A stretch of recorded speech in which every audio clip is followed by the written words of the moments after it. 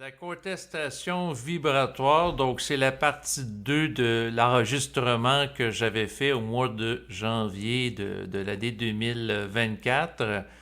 Donc, j'avais déjà produit il y a quelques jours un enregistrement qui avait trait à la contestation vibratoire. Et suite à cet enregistrement, j'ai eu un nouvel échange avec Francis de Montréal. En fait, pour les gens, si c'est pas déjà fait, je vous propose d'écouter la première partie qui concerne la contestation vibratoire parce que l'enregistrement présent est fait à la suite de ce dernier. Donc, c'est un complément. Et je voulais mentionner aussi par la même occasion qu'en lien avec les échanges que je fais avec Francis de Montréal, parce qu'il y en a plusieurs là, au fil du temps qui ont donné place à des capsules audio, eh bien, je regroupais ces enregistrements audio par rapport à une liste de lectures que vous allez pouvoir retrouver sur ma chaîne YouTube de David Lève. Donc, il y avait déjà des listes de lectures qui sont présentes, notamment par rapport aux enregistrements que j'avais fait dans le passé avec Marc Delassalle, auteur et conférencier. Les enregistrements que j'ai fait aussi avec Berthold, qui est un YouTuber extrêmement prolifique. D'ailleurs, il y a plusieurs enregistrements que j'ai en archive. Donc, c'est ça. Il y a cette liste de lecture qui s'est rajoutée aux autres par rapport aux échanges avec Francis. Donc, j'ai décidé en particulier de consacrer de l'énergie à d'ouvrir une correspondance avec lui dans l'optique, entre autres, d'approfondir ma compréhension de certains sujets. Donc, dans une optique d'intégration plus approfondie de l'instruction supramentale. Et au fil des jours, j'ai eu des commentaires d'appréciation des gens en lien avec ces échanges que je partage à travers des enregistrements audio. Donc, des gens qui me semblent apprécier ce type de partage. Donc, c'est sûr que les gens, il faut que je sois conscient que, bon, avec lui, j'approfondis un échange, mais je ne peux pas le faire avec tout le monde, étant donné que mon temps est limité. Présentement, dans ma vie, j'ai à m'occuper de ma famille. J'ai une fille qui a un an et quelques jours et en même temps, ben, je travaille. J'ai des tâches aussi ménagères à faire dans mon quotidien. Donc, ma vie est déjà remplie, mais étant donné que Francis, ça fait quand même un certain nombre de temps qu'il étudie l'instruction supramentale qui a été véhiculée par Bernard de Montréal et moi aussi. Donc, il m'amène à aller plus loin dans certains sujets. Mais ce type de correspondance-là, je ne le ferai pas avec tout le monde parce qu'il y a des gens qui me posent la question, comme ça s'est déjà fait avec le passé, c'est quoi l'âme, c'est quoi l'esprit, c'est quoi le double? Donc, des questions de base en lien avec l'intégration de certains concepts. C'est correct que ces questions-là soient posées, mais je n'ai pas l'intention d'échanger là, pendant plusieurs heures avec des gens. C'est correct qu'il y a des gens qui commencent, mais il y a aussi l'occasion pour ces gens-là. Donc, c'est sûr que s'il y en a parmi vous qui ont commencé à écouter récemment mes enregistrements sur ma chaîne YouTube, eh bien, vous pouvez vous référer à des enregistrements que j'ai déjà fait dans le passé où ces concepts-là sont abordés. D'ailleurs, en bas de mes enregistrements, il y a un lien web pour avoir accès à un site WordPress où il y a un lexique qui explique la définition de certains mots, certains termes particuliers que j'aborde. Et c'est sûr que la personne qui commence à s'intéresser à ce que je véhicule sur le web peut toujours se référer aux nombreux enregistrements que j'ai faits et rendus gratuitement au public. D'ailleurs, il y en a au-dessus de 600 là. Fait que vous pouvez commencer par écouter ça pendant un certain nombre de temps pour vous familiariser, entre autres, avec les études que j'ai faites, que ce soit en solo ou avec des invités en relation avec l'instruction supramentale dans l'optique d'une intégration vibratoire. Et par la suite, ben, les gens, quand ils sont familiers ou ça fait plusieurs années qu'ils sont en cheminement, ben là, ça devient intéressant à ce moment-là d'interagir pour aller plus loin dans la compréhension, démarche que je fais présentement, donc d'une manière privilégiée, comme je le mentionnais avec Francis. Ceci dit, là, je vais vous partager certains éléments qu'il m'a amené suite à ma dernière capsule audio qui portait sur la contestation vibratoire en début de janvier 2024. Et par rapport aux éléments qu'il amène, je vais les commenter d'une manière audio. Naturellement, s'il m'écoute présentement, je le salue comme à l'habitude. Et je dois vous mentionner, comme dans le cadre du dernier enregistrement, que si vous entendez en arrière-plan du babillage, voire des pleurs d'un enfant, ne vous inquiétez pas, c'est normal, c'est ma fille et ma compagne s'en occupe présentement. Étant donné que je ne suis pas un multimillionnaire excentrique qui a un studio privé insonorisé pour pouvoir faire mes enregistrements, eh bien, je suis en logement, donc c'est pour ça que vous pouvez l'entendre. La vie continue ici, c'est ça que c'est. Je vise à faire des enregistrements quand ma fille dort, même à ça, des fois, elle va se réveiller. C'est pas garanti. Donc, à tout moment, on peut l'entendre babiller, pleurer, et ça fait partie de la vie. Donc, si vous entendez ça en arrière-plan de l'enregistrement, ne vous affolez pas, restez calme. Parce que je fonctionne avec les moyens du bord. Peut-être un jour, si je deviens multimillionnaire, je me ferai construire un studio insonorisé et je ferai venir mes invités en jet privé pour faire des enregistrements. Mais présentement, c'est pas le cas. Donc, cette mise en contexte étant faite, là, c'est vrai, je vais y aller avec la nature de l'échange dans une optique d'approfondissement. Donc, dans l'échange que j'avais eu récemment avec Francis en lien avec la contestation vibratoire, moi, ce que je disais, c'est que à quelque part, c'est légitime de contester l'esprit parce que l'esprit ne connaît pas nécessairement tous nos besoins. Et c'est d'ailleurs la raison que je donnais du fait qu'il y a des gens qui vont se suicider. Donc, il y a des gens qui ont des besoins criants qui sont insatisfaits, qui font en sorte que ces gens-là souffrent tellement qu'il y en a qui vont se tuer, là, carrément. Là. Et en lien avec ça, ce qu'il m'a écrit, il dit... C'est pas à cause que l'esprit ne nous connaît pas assez et qu'il faudrait lui dire des choses de nous. On n'a pas été abandonné ici. C'est parce qu'on a trop d'astral dans le canal. Donc, c'est vrai qu'en lien avec ce qu'il dit, que la raison qui amène certaines personnes à se suicider, c'est lié à l'astralisation, plutôt que de la méconnaissance de l'esprit des besoins de l'être humain auquel il se rattache. Donc, l'esprit ici, c'est la contrepartie cosmique qui se rattache à l'individu, qui va chercher à amener la personne à intégrer son énergie dans le cadre du processus de la fusion qui va générer ce qu'on appelle un être humain nouveau.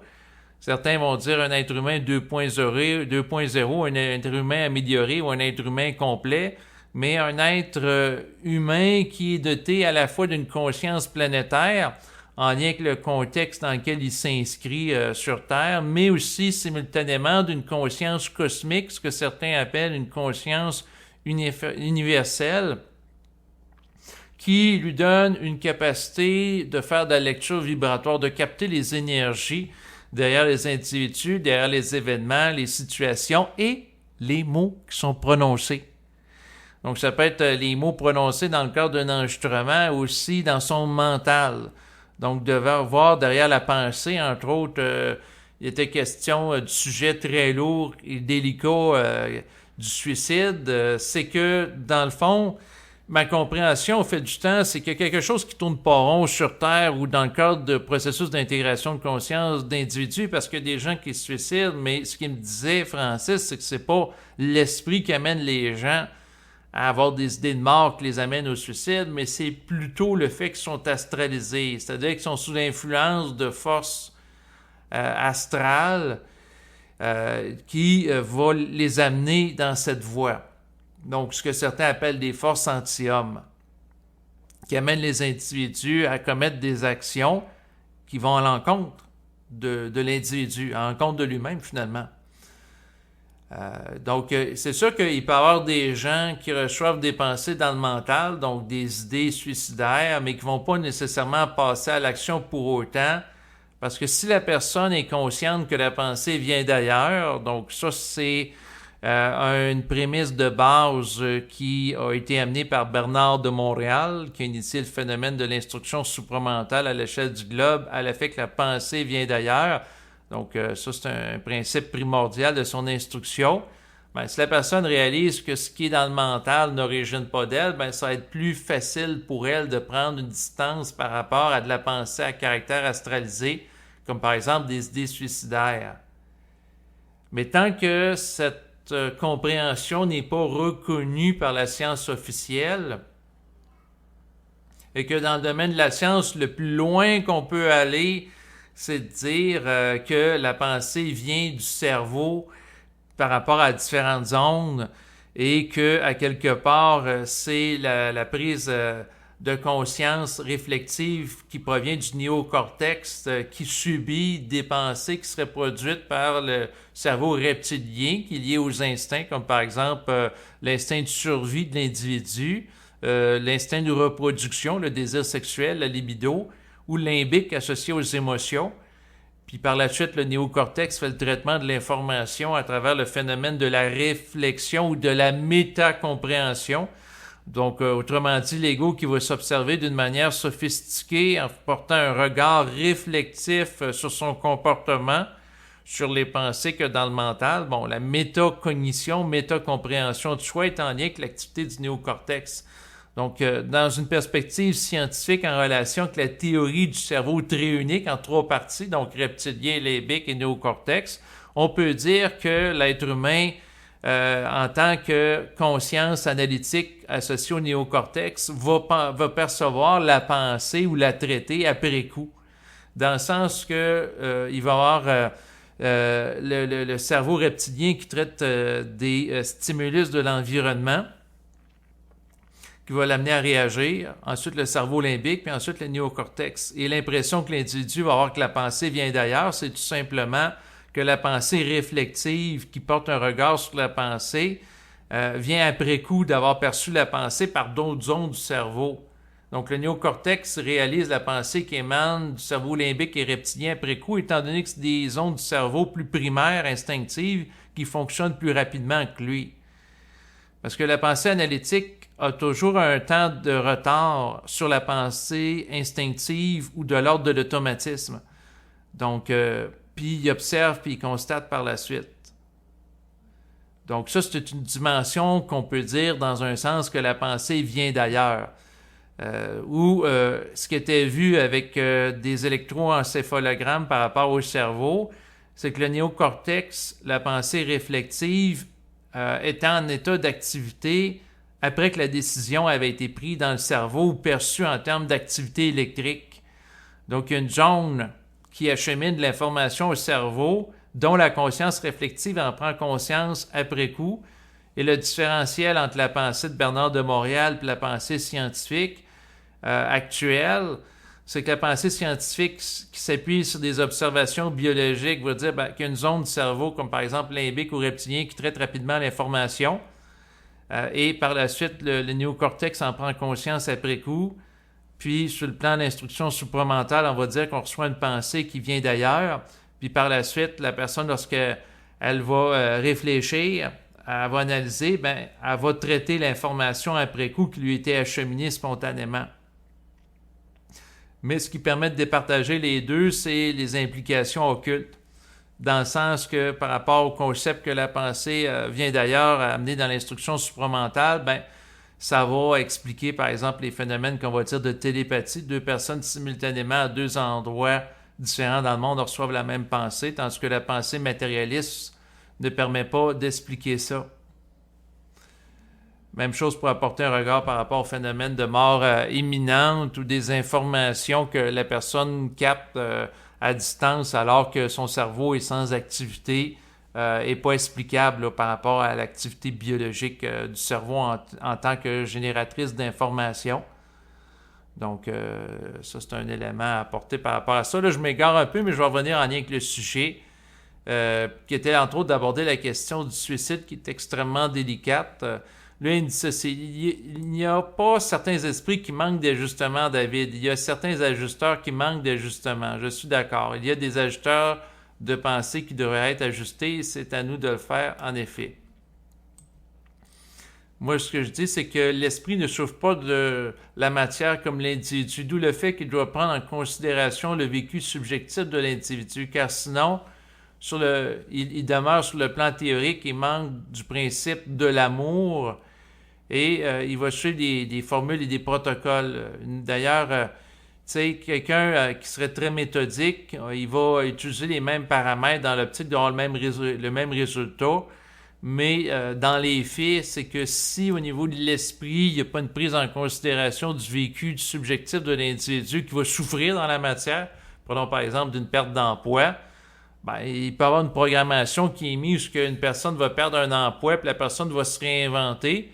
Puis si on fait tout simplement au niveau de l'esprit, de la conscience qui cherche à modeler les individus sur Terre, reproduire le même événement avec un autre individu, ben, une autre personne va perdre son emploi puis la personne va se tuer. Tandis que dans un autre cas, il va se réinventer puis avoir là une opportunité d'obtenir un meilleur emploi. Fait que tu sais, c'est très différent. Donc, chaque individu est unique, d'où le fait que l'esprit doit prendre en considération la sensibilité de l'individu pour pas qu'il en vienne au suicide. Donc, je continue la lecture de l'échange que j'ai suite à ma dernière capsule avec lui. Il dit « L'être humain doit être capable un jour de dicter. » Parce que je faisais référence qu'à un moment donné, l'individu doit dicter les lois de la vie à l'esprit. Il ne doit pas tout simplement subir des lois de programmation associées au plan éthérique. Donc, l'individu conscient doit dicter les lois du réel en bénéficiant certes de l'éclairage de l'intelligence de l'esprit pour l'éclairer sur les principes qui orchestrent le réel, pour avoir une compréhension pratique, théorique, mais il doit aussi dicter les lois de la vie en relation de son vécu pratique et des compréhensions qui en résultent, en vue d'éclairer à la fois le monde de la mort, mais également le monde des êtres sur le plan éthérique qui génèrent des programmations pour les ajuster, pour leur donner une rétroaction en relation avec le vécu d'individus sur Terre qui subissent leur programmation. Donc, autrement dit, qui bénéficient d'une compréhension expérientielle qu'ils n'ont pas, étant donné que les êtres sur le plan éthérique n'évoluent pas sur le plan physique comme l'individu qui est confronté aux limitations de la matière. Donc, c'est ça le point que je voulais faire. Là, il me dit l'être humain doit être capable un jour de dicter, mais on en revient à l'histoire de l'enfant. C'est ça qu'il me dit. Il faut que l'enfant soit devenu autonome, sinon oublie ça, c'est de la complainte à répétition. Tant qu'il y a de l'ego en lui, l'homme ne peut que se plaindre. C'est subtil en crise, l'ego. On pense qu'on n'en a pas, mais on en a de caché. Et elle, ou peut-être qu'il veut dire il, sort avec le temps. Il fait référence en l'ego. Il dit, on ne veut pas le voir, mais on a un gros ego, David. Même toi et moi, même après des années de travail sur soi. Bernard est en fusion et suivi au cul par cette force-là depuis des années. Et elle lui disait encore, on va le casser, ton gros ego, alors qu'il était déjà acculé au mur depuis longtemps.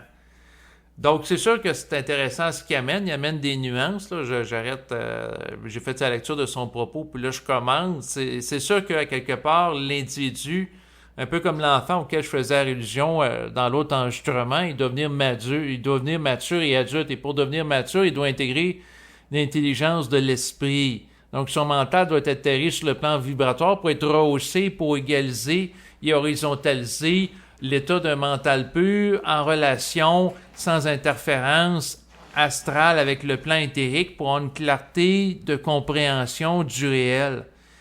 Et à ce moment-là, que le rapport soit horizontalisé entre lui et les forces pour que l'individu ne soit plus considéré comme un enfant en voie de développement ou un pays en voie d'évolution, mais comme étant un être qui ont intégré sa multidimensionnalité, donc un interlocuteur probable et ayant des propos pertinents avec l'occulte, qui a une certaine maturité qui lui permet d'échanger intelligemment avec l'esprit.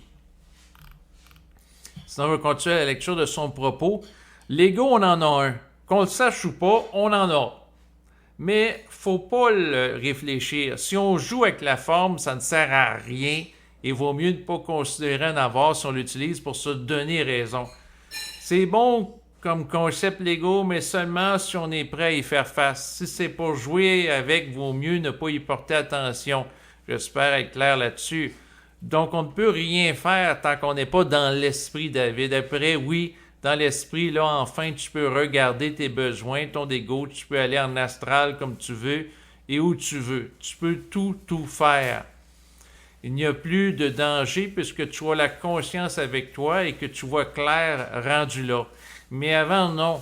Il ne faut pas faire aucune étude de soi, ni de ses besoins, sinon on se fait astraliser ainsi. Ça équivaut à jouer le jeu de l'astral, de la réflexion. Je ne sais pas si tu es sur Netflix, mais j'ai écouté un film d'horreur hier qui démontre ça.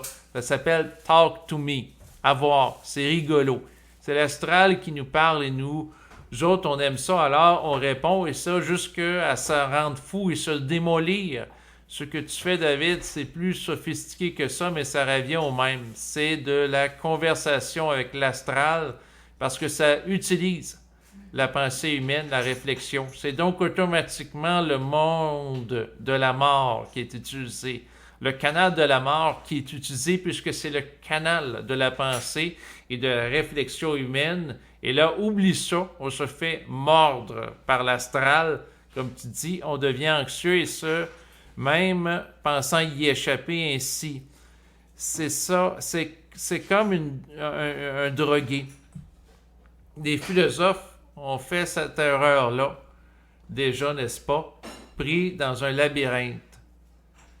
Donc, j'arrête là la lecture. Ben, c'est sûr qu'en lien avec ce qu'il dit, la réflexion ou la philosophie, c'est se faire astraliser dans un sens. La minute que réflexion se fait avoir, puis là, c'est sûr qu'en lien avec son propos, parce que le propos que j'ai avec lui dans le cadre de cette correspondance, c'est en lien, entre autres, avec un enregistrement où je parlais de l'importance de s'étudier, de s'observer. Puis c'est sûr qu'en effet, tant que l'individu se réfléchit, ça peut être dangereux de s'observer parce qu'à ce moment-là, l'astral entre dans l'équation, il va corrompre la nature de l'observation. Mais là, c'est sûr que c'est un cercle un petit peu vicieux. Là, vous pouvez entendre ma fille en arrière-plan. Parce que tant que l'individu est immature, il n'a pas accès à une conscience vibratoire qui lui permet de comprendre les choses avec clarté. Tant qu'il n'a pas accès à une conscience vibratoire, ben, il peut utiliser l'ego pour réfléchir, mais la réflexion va être en relation avec le fait qu'il est sous influence astrale, c'est-à-dire sous l'influence de forces qui ne lui permettent pas de s'actualiser à son plein potentiel, car ces forces sont limitées. Donc, leur statut vibratoire est moins élevé que le plan éthérique. Pour que l'ego s'actualise totalement, il faut qu'il intègre la conscience de l'esprit qui s'y rattache, donc qui en vienne à un taux vibratoire horizontalisé avec lui, qui va lui donner une compréhension plus vaste et multidimensionnelle du réel. Mais pour en venir là, il faut qu'il contienne l'énergie, puis pour arriver à ce point-là, il faut qu'il soit capable de contenir des chocs énergétiques qui lui permettent d'intégrer cette énergie dans le cadre de sa réalité intrapsychique. Bref, c'est en lien avec son propos que les limites de la réflexion. Je vais continuer à lire. C'est pas l'esprit qui va nous donner quoi que ce soit. C'est à nous à tout aller chercher. C'est à nous de faire toutes les démarches. Ça ne donne rien de leur demander des affaires à eux en haut. C'est à nous ici en bas à agir pour sa vie à soi. Et là, il dira, c'est ça qu'il fallait que tu fasses. Mais pas avant. Que tu reprennes le contrôle par toi-même et que tu te sois détourné d'eux en haut. Et ici, eux en haut, il fait référence sans doute aux forces du plan éthérique. Là, j'arrête un peu la lecture pour commenter que c'est subtil dans le sens qu'on le garde ignorant, puis finalement, il faut que l'individu se sorte lui-même de l'ignorance parce que tant qu'il attend du ciel des réponses ou qu'il attend d'avoir l'illumination d'une manière passive ou qu'il est à la remorque des plans, d'attendre de l'extérieur de lui une forme de libération. Il risque d'attendre longtemps et être dans la dépendance. Donc, ça dit de se donner ce qu'il y a de besoin sans délai, sans attendre en lien avec des événements prophétiques qui sont annoncés pour les prochaines années ou les prochaines décennies. Donc, il ne faut pas attendre puis mettre nos espoirs dans la fin de cycle pour avoir accès à des choses. Il faut se donner accès à ce qu'on peut avoir accès ici maintenant compte tenu de nos habiletés et capacités. Ça, c'est mon discours. Donc, je vais continuer la lecture.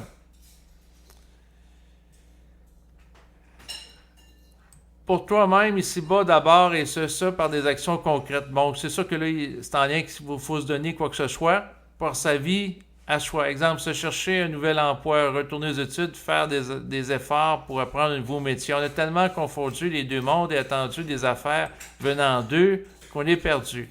Ça fait pitié dans le fond, un être spirituel. J'étudie la bourse et je me tiens avec des gens purement matérialistes depuis un bout de temps. Et je peux te dire qu'ils me font moins pitié que nous qui sommes des êtres spirituels. Ils souffrent moins. Ils sont moins perdus, moins faibles de volonté. Ils s'activent pour trouver des solutions au lieu d'attendre, de demander et de croire toutes sortes d'affaires dans leur tête. Eux, c'est le concret qui les intéresse. Ils ont raison. Bernard disait, je suis beaucoup plus matérialiste que vous autres. C'est ça qu'il voulait dire. Il était revenu à l'essentiel, aux besoins matériaux, mais l'esprit ne l'a pas laissé faire ça avant des années de travail sur lui. 1969, la fusion, plus 10 ans sans travail, donc dès 1979, il a commencé à parler. C'est ça aussi qui m'arrive. Je n'ai pas pu prendre 20 ans, étudier la bourse et m'occuper vraiment de moi. Je ne voulais pas de moi en veut encore très très peu. Je n'ai pas été capable de le faire avant. L'esprit voulait que je règle des choses avant et quand les choses-là sont réglées, là les portes s'ouvrent et là tu peux aller. Mais j'insiste, il faut les ouvrir nous-mêmes les crises de portes. En fait, en même temps, elles s'ouvrent d'en haut et en même temps, on les ouvre d'en bas. Donc j'arrête ici la lecture. Donc, autrement dit, il faut agir pour soi. C'est comme la personne. Si la personne a besoin d'un travail, qu'elle fasse de la recherche pour se trouver du travail, il faut que la personne se mette en action par elle-même sans attendre après les plans de la lumière qu'il y ait un miracle qui se produise ou qui arrange toutes les choses. Là, tantôt, il parlait de la bourse. C'est sûr que les gens qui sont purement, qui sont pas à la remorque d'entités occultes pour répondre à leurs besoins, puis sont pas des adeptes de la pensée magique, de la haute spiritualité, vont, dans le fond, vivre en fonction d'eux. Quelqu'un qui est très terre-à-terre, qui étudie la bourse, bon, ben, il regarde l'évolution d'un titre boursier dans le temps, la conjoncture économique, l'évolution du taux d'intérêt, donc différentes variables, puis il agit par lui-même. Donc, il n'est pas nécessairement dans un rapport de pacte avec l'occulte en disant, ben là, si je fais de l'argent sur un placement, je vais aller à la messe le prochain dimanche pour remercier le bon Dieu d'avoir fait un gain en capital intéressant. Non, il n'y a pas cette attitude-là. Donc, c'est sûr qu'il y a des gens qui sont très terre-à-terre, puis c'est sûr que ce qui peut être particulier, c'est que d'un côté, avant que la personne vive un événement en choc, qu'il met en contact avec sa contrepartie cosmique, donc l'esprit, la personne peut être très matérialiste, elle ne se soucie pas des questions qui se rapportent à son rapport à l'invisible, à l'occulte. La personne vit un certain phénomène qui crée une fascination pour l'occulte. Puis à un moment donné, bien, elle réalise des limites par rapport à ça. Puis ça se peut que finalement, elle se mette à vivre sa vie comme si l'esprit n'existait pas pour ne pas être à sa remorque, sans pour autant nier sa présence et la réalité du principe que la pensée vient d'ailleurs.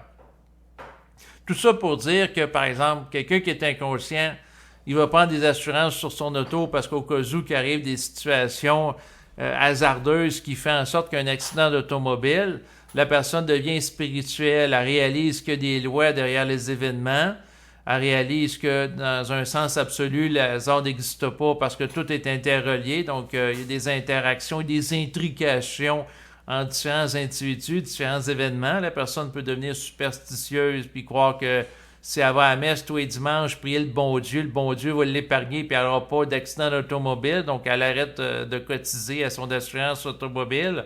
Donc, elle est un peu naïve. Puis finalement, un accident d'automobile pareil, elle vit un état de colère, un état qui l'amène à modifier son rapport au bon Dieu ou à l'esprit ou aux forces occultes, ou ce que certains vont appeler son rapport avec son ange gardien personnel, peu importe le terme qu'on donne à ces réalités ou aux êtres qui y résident.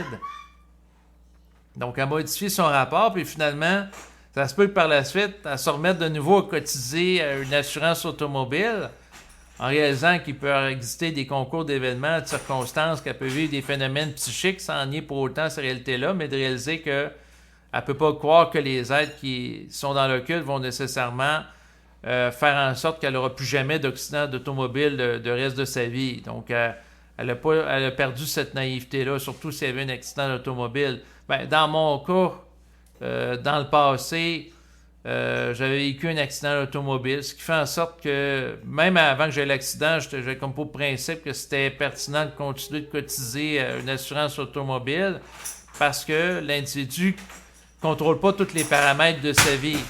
Puis si on s'appuie sur une compréhension non pas spirituelle, mais supramentale de rapport à l'individu, à l'événement, en partant du principe que l'individu n'a pas de libre arbitre, c'est encore pire. Parce que quand la personne est dans la spiritualité, puis est fascinée par l'occulte, puis est dans la croyance qu'elle peut agir dessus, elle peut dire, ben, je vais prier le bon Dieu, puis j'aurai plus d'accident d'automobile. Elle va se croire en contrôle.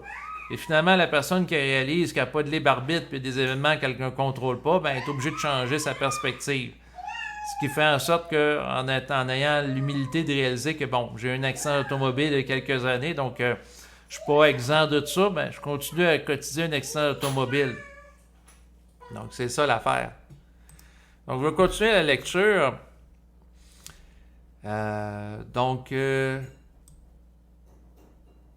Fait que c'est ça qu'il disait aussi, avant de continuer, c'est vrai, il parlait des portes d'en haut et les portes d'en bas. Tu sais, il disait c'est intéressant que quelque part, il faut toujours ouvrir les portes en bas, mais en même temps, c'est eux autres, c'est-à-dire les êtres sur le plan de la lumière qui ouvrent les portes d'en haut. Là, on peut parler de mise en vibration, descente d'énergie. Comme il n'y a pas de libre arbitre, donc ça ouvre les portes quand on est mis en vibration pour cela. Donc, autrement dit, quand la personne fait un mouvement significatif dans sa vie, est mis en vibration par rapport à cela, en lien avec les êtres sur le plan éthérique. Donc, tout est organisé, tout est orchestré. Donc, pour que l'individu s'ouvre, il faut que ça ouvre en lui. Mais s'il n'y a pas de libre arbitre, c'est pas nécessairement lui qui va initier le mouvement d'ouverture. Et le mouvement d'ouverture se fait en fonction de l'actualisation de lois de circulation d'énergie dans l'optique d'optimisation du potentiel d'un individu du rehaussement de son taux vibratoire en relation avec ça. Donc, il ne peut pas descendre plus d'énergie à un individu qui est capable d'en contenir. Puis s'il y a plus d'énergie qui descend ou si la personne a trop de choc qui amène des descentes d'énergie qui sont importantes, puis le dosage n'est pas adéquat, ben, l'individu peut sombrer dans la dépression puis virer suicidaire. Donc, le dosage d'intégration est une variable extrêmement délicate. Parce que s'il n'y a pas de descente d'énergie, l'individu n'évolue pas, son taux vibratoire ne se rehausse pas, il n'y a pas d'horizontalisation de son rapport entre lui et les plans.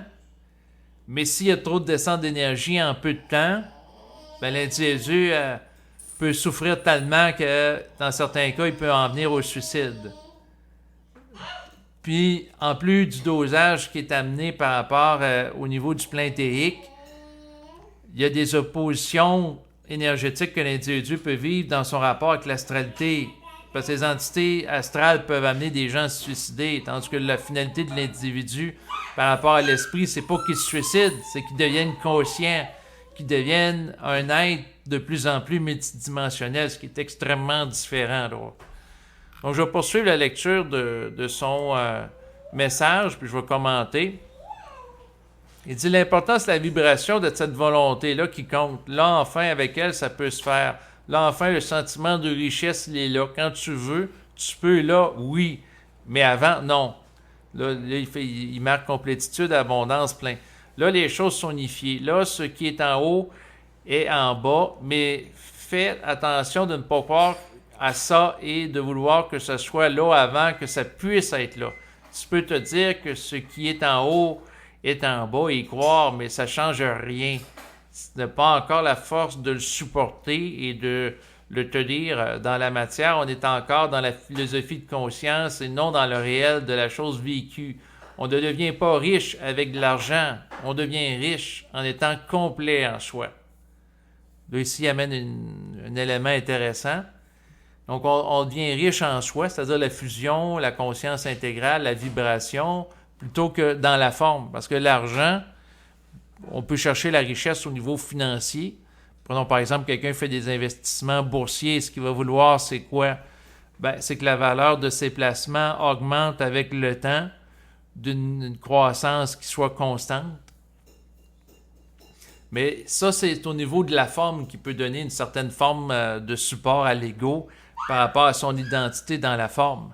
Mais au niveau vibratoire, quelqu'un peut être multimillionnaire, mais être carencé sur le plan de son développement individuel parce que l'individu n'a pas développé pour autant une conscience multidimensionnelle. D'ailleurs, quelqu'un peut être multimillionnaire puis pas être plus conscient pour autant sur le plan vibratoire. Ce qui fait que par la suite, on entend parler des gens qui sont très riches, qui sont impliqués dans certains scandales, que ce soit au niveau de la pédophilie, ensuite de la corruption, de la fraude, et ainsi de suite.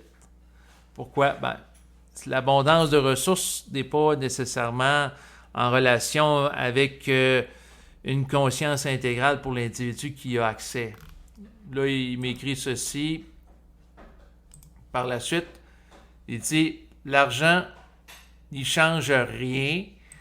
L'argent que nous rend pas riches, elle peut même nous éloigner de la richesse. » Donc, c'est sûr que c'est particulier quand on regarde les choses ainsi, hein. Si tu te sens un trou, un vide en toi, tu as beau le remplir d'argent et de possession, tu ne le prendras jamais, ce trou. Ce trou, c'est une connexion à soi en haut qui manque et c'est pour ça que l'initiation est nécessaire avant de se vivre plein et à cesser de compenser sa vie. Avant de pouvoir quoi que ce soit, c'est long en crise, mais ça doit se faire. Il faut que l'initiation nous apporte quelque chose. Il faut que ça paye à un moment donné tout ce travail, n'est-ce pas, David? Ça paye quand on finit par aller au bout de son initiation, à brûler les épreuves jusqu'au bout. On sort des flammes. J'arrête ici la lecture. Ben, c'est sûr que le but de l'initiation, c'est d'être complet. Donc ici, on fait référence à l'initiation qui est générée par l'esprit qui initie l'individu à une conscience nouvelle. Donc, il l'amène à être quelque chose de différent qu'il était au préalable avant son contact avec lui. Donc, c'est sûr que quelqu'un peut avoir un trou financier qui est comblé, mais il peut être confronté par la suite à un trou affectif. Et l'individu qui ne change pas un second niveau, ben, il va se rendre compte qu'on peut le remplir de forme par rapport à certaines choses, mais ça ne le comblera jamais totalement sur le plan énergétique. Il ne sera pas complet. Donc, on peut entendre ma fille qui crie en arrière-plan, mais c'est normal. La situation est sous contrôle. Elle s'apprête à manger dans les prochaines minutes parce que je fais l'enregistrement sur l'heure du souper. Je continue la lecture parce que j'avais abordé avec lui la notion de problème. Il m'a écrit ceci.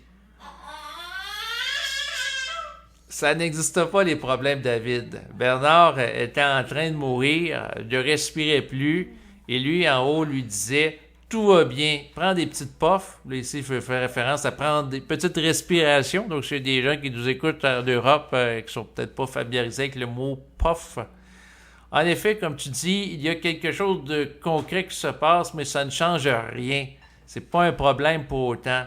On dit que c'est un problème parce que étant que l'on a peur, on ne contrôle pas, on n'aime pas ça, et crois-moi, je déteste ça aussi.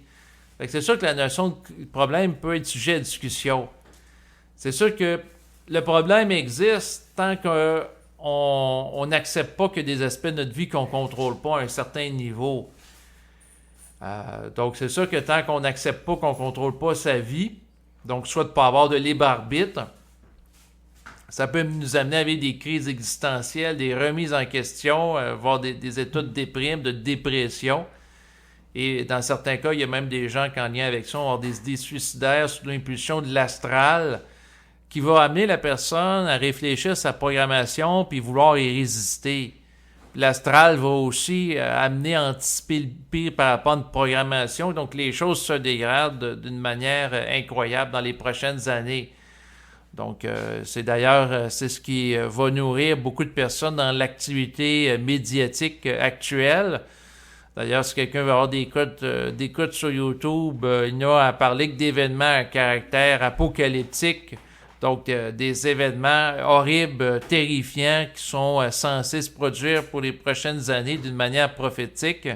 Et cette personne-là va sans doute aller chercher plus de codes d'écoute que de parler de la pluie et du beau temps.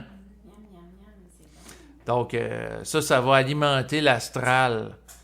Et l'astral va se nourrir de la personne qui vibre à la peur par rapport à des événements à venir. Et c'est sûr que l'individu qui réalise qu'il ne contrôle pas sa vie, puis on lui cherche à y faire peur par rapport à son avenir ou le devenir de l'humanité, où on parle de la possibilité qu'il y ait une troisième guerre mondiale, ensuite des crises climatiques, une destruction de la classe moyenne, du pouvoir d'achat, et ainsi de suite. Tous ces éléments-là ensemble qu'on peut nous faire miroiter.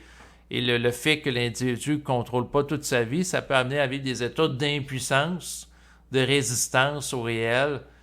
Et ça peut être vu par nous autres comme étant des problèmes. Par contre, au niveau de l'esprit, dans un certain sens, il n'y a pas de problème.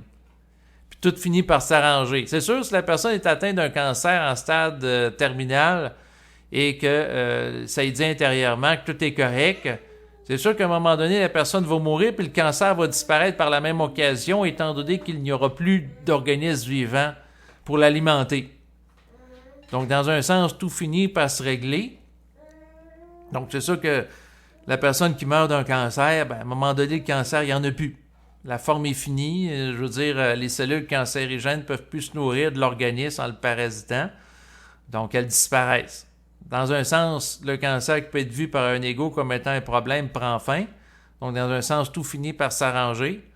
Donc, c'est sûr, si la civilisation humaine n'est pas viable, à un moment donné, qu'est-ce qui va arriver? Il va y avoir l'effondrement de la civilisation et à ce moment-là, les éléments dissonants ou la pollution qu'amenaient les êtres humains va prendre fin. Et après ça, un autre cycle de vie va apparaître parce que rien ne se crée, rien ne se change, tout se transforme. Donc la matière, les éléments physiques qui étaient utilisés par l'être humain pour ériger ces civilisations vont tomber en ruine et la nature va reprendre ses droits. Sans la dissonance de l'être humain avec ses activités nuisibles de pollution sur le plan physique qui est en relation avec la pollution qu'il connaît sur le plan psychologique.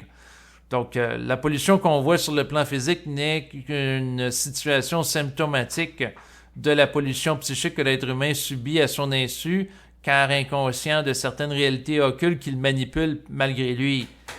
Mais tant que l'être humain n'est pas conscient de ça, il consomme des produits qui créent de la pollution, puis ça l'amène à polluer son environnement, puis en subir le contre-coup, dans le sens que ça peut amener à générer des cancers auxquels il va être atteint davantage et par la suite créer d'autres problèmes de civilisation, dans le sens que la pollution va amener par exemple à réduire le taux de fertilité des gens, étant donné que ça va amener à des perturbations du système endocrinien, entre autres, en lien avec certains produits chimiques auxquels des gens sont exposés en grande quantité. Mais là, je vais retourner à la lecture parce que j'ai tendance encore une fois à m'éparpiller. Ce qui me dit Francis de Montréal, on sent qu'ils, les forces invisibles, tiennent nos vies par le bout de notre nez. On se sent impuissant. C'est ça qu'ils veulent pour casser notre ego, David. C'est pas un problème, c'est une solution, ton problème. Il dit de pipi, lol, tu vois avec eux, c'est toujours à l'envers. C'est-à-dire que j'avais fait référence à un problème où mon urètre avait bouché. Fait sans doute allusion avec ça d'une manière humoristique. Mais pour nous, ce qui est des problèmes au niveau de l'esprit, ça n'en est pas. Dans le sens que nous autres, par exemple, en tant qu'ego, moi, en tant qu'ego, je voudrais avoir une fortune pour mener tous les projets que je désire. Ensuite, avoir une santé qui est parfaite. Mais si je ne suis pas ajusté puis j'ai tout ça, je me corrigerai pas puis j'évoluerai pas en conscience. C'est ça la grande affaire. Donc, pour qu'on change ou on évolue, il faut être confronté à des limites, que ce soit individuel ou collectif. Collectivement, on le voit entre autres à travers un pays du Moyen-Orient que j'avais vu dans un bulletin de nouvelles qui avait donné le droit, il y a quelques années à peine, aux femmes de conduire. Pourquoi? Parce que si le pays veut accueillir davantage des touristes pour continuer à croître sur le plan financier avec la chute du pétrole, si le pays veut devenir une destination touristique importante, ben ça va prendre des rapports plus égalisés entre les hommes et les femmes, là. Donc, tu sais, il y a des destinations, prenons par exemple l'Arabie Saoudite ou les Émirats arabes. C'est sûr que si c'est des pays qui vivent du pétrole et qui veulent se développer massivement sur le plan touristique et se réinventer, parce qu'à un moment donné, l'utilisation du pétrole a ses limites, surtout si des gens des pays occidentaux utilisent de plus en plus ou veulent utiliser de plus en plus l'auto électrique dans les prochaines années, puis utilisent des formes d'énergie alternatives, comme par exemple l'énergie éolienne, l'énergie solaire. Bon, ben, c'est sûr que si, par exemple, Dubaï veut être encore plus populaire à l'international pour devenir une destination touristique incontournable, ben, à ce moment-là, les gens à Dubaï, ce qu'ils ont intérêt, non pas par un souci de respect et d'amour de la femme, mais tout simplement pour des raisons économiques de survie et de continuer à avoir un développement économique, ben, de faire la promotion de rapports plus égalisés entre les hommes ou les femmes, où les femmes auront davantage de droits en société. Mais ce qu'il ne faut pas être naïf par rapport à ça, c'est pas nécessairement que du jour au lendemain, ces gens-là se sont mis à intégrer un principe d'amour envers la femme qui va amener ça. C'est tout simplement que sous la pression des pays occidentaux et la pression internationale et même sa population à l'interne, ben, ce pays-là est confronté aux limites de son développement en lien avec l'utilisation du pétrole. Ce qui va faire en sorte que il y a certains pays qui étaient très inégalitaires envers les femmes, ça se peut qu'ils changent dans les prochaines années, mais pour des raisons purement de stratégie de développement économique, puis attirer, par exemple, bon, si on prend Dubaï, c'est une destination de tourisme pour l'ultra luxueux. Donc, ces gens-là, s'ils veulent attirer des gens un peu partout à l'international qui sont très riches, et en réalisant qu'il y a à peu près la moitié de l'humanité sont des femmes, bon, ben, s'ils veulent bénéficier de ces gens-là qui vont aller dépenser de l'argent pour augmenter le PIB du pays, le produit intérieur brut, ben, ça prend des comportements qui vont être plus respectueux envers les femmes pour les attirer. Surtout si les hommes vont se déplacer dans ces pays-là avec leurs conjointes. Ils vont vouloir que leurs conjointes soient traitées avec respect, et ainsi de suite. Donc, il y a une chaîne qui crée des changements. Donc, à ce moment-là, tout ça pour dire quoi?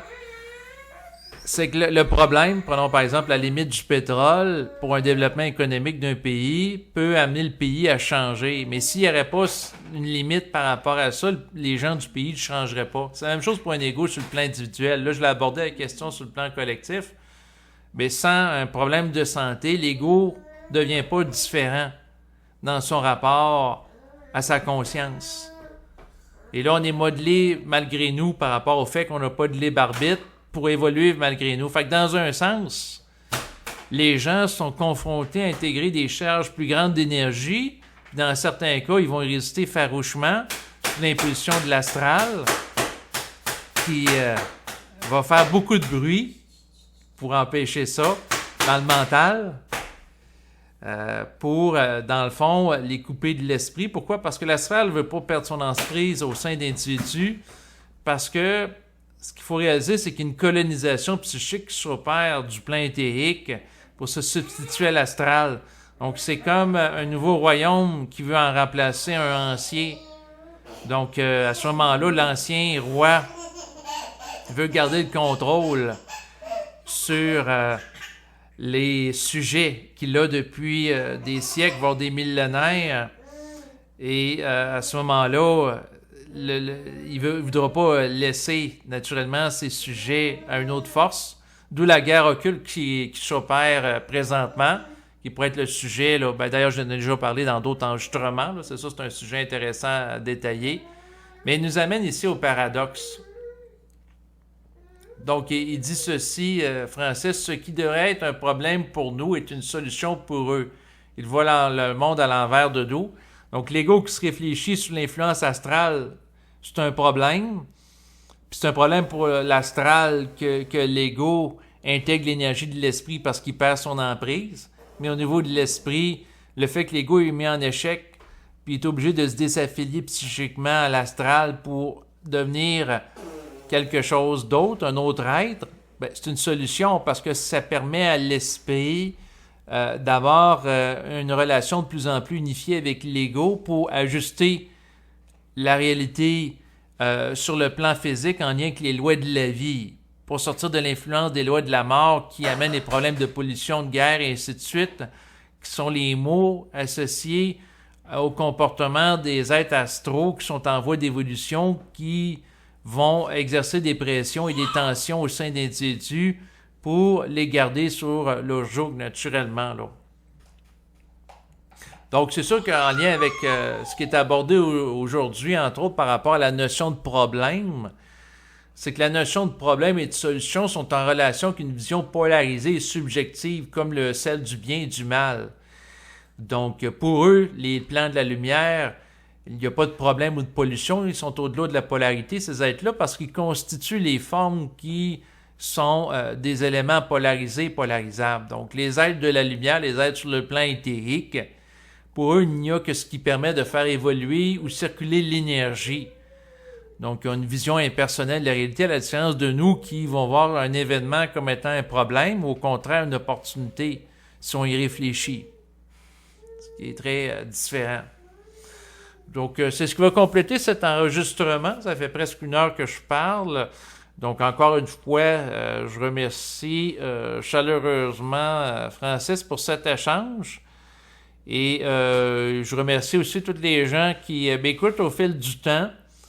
Et c'est sûr que le but, entre autres, de ces échanges avec Francis que je partage depuis les dernières semaines, c'est que lui m'amène sur certains éléments. Là, je renchéris.